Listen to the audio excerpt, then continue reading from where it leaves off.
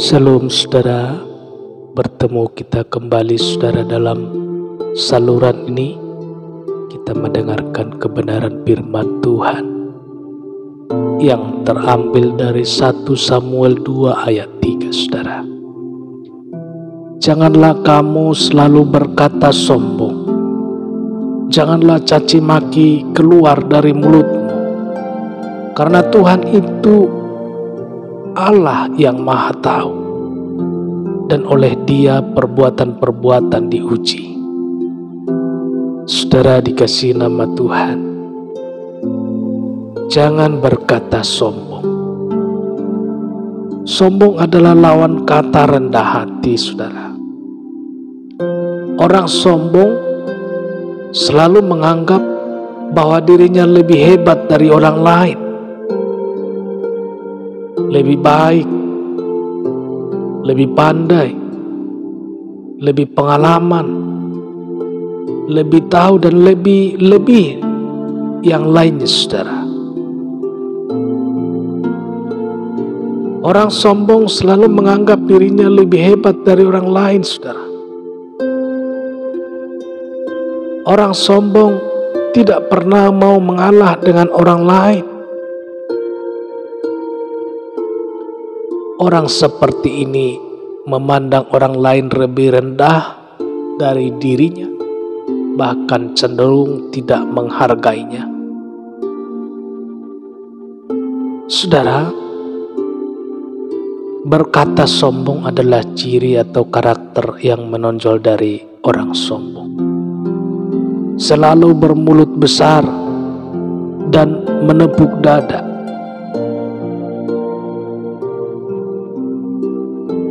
Apa yang membuat seorang menjadi sombong? Bapak Ibu Saudara dikasihi nama Tuhan.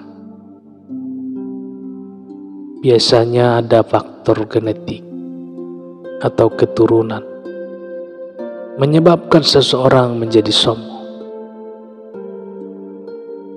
Kekayaan, pangkat, popularitas juga mengakibatkan seseorang lupa diri, membuatnya sombong, saudara. Terlalu cepat atau mendadak melambung status seseorang juga merubah seseorang menjadi sombong.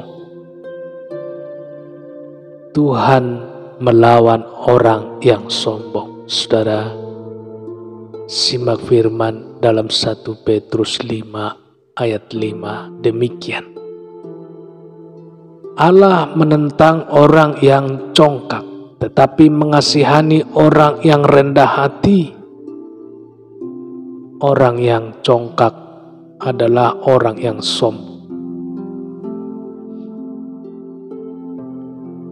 Jika direktur menjadi musuh kita, pertanda karir kita akan mandek, saudara.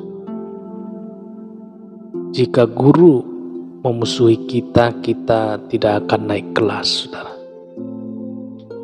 Jika ada penguasa atau pejabat menentang kita, maka sengsaralah hidup kita.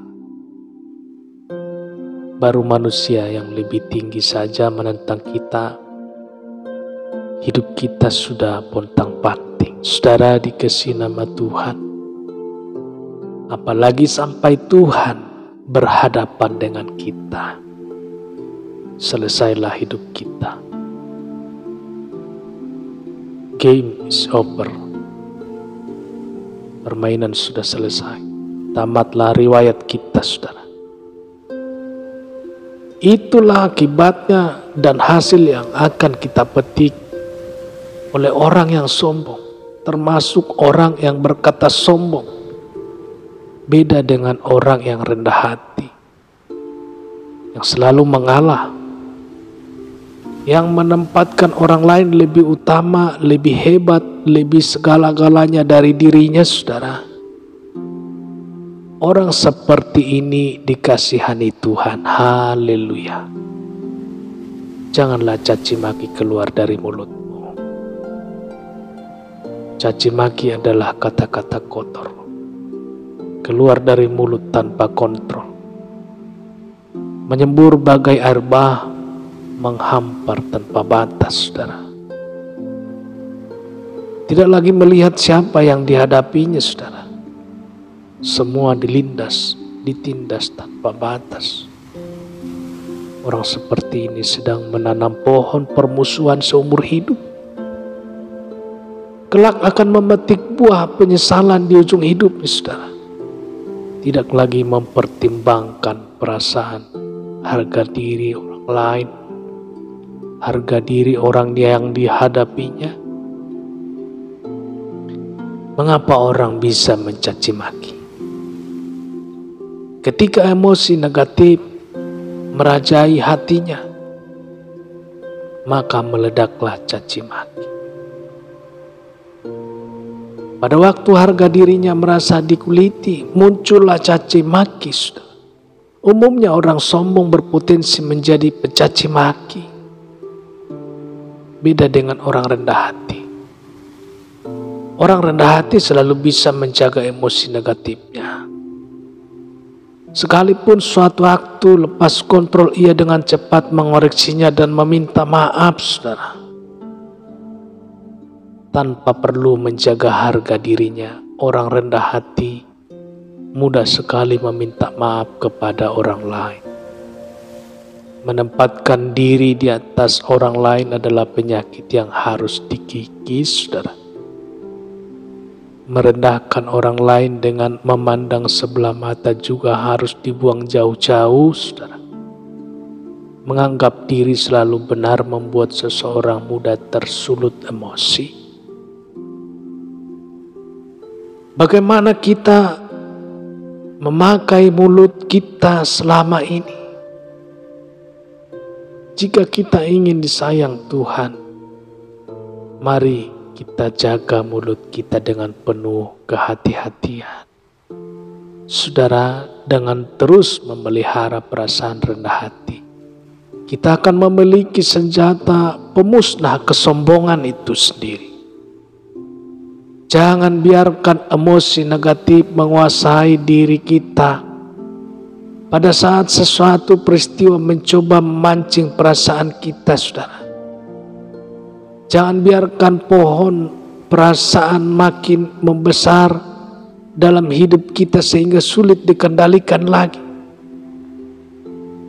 Sebaiknya taburlah bibit kerendahan hati. Bibit kerendahan hati yang dalam hidup kita, saudara. Tumbuhkan tunas penghargaan terhadap orang lain. Apapun kedudukannya dan siapapun dia, saudara. Kita akan kelak hidup di tengah hutan kedamaian.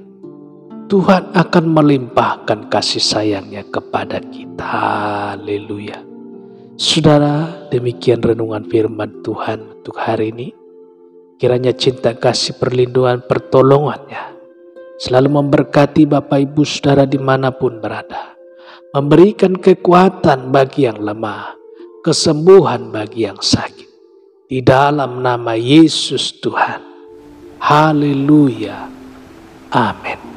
Selamat beraktivitas. Terus jaga protokol kesehatan. Salam sehat, salam hebat. Tuhan Yesus memberkati dan bertemu kita kembali dalam saluran ini esok hari. Haleluya. Amin.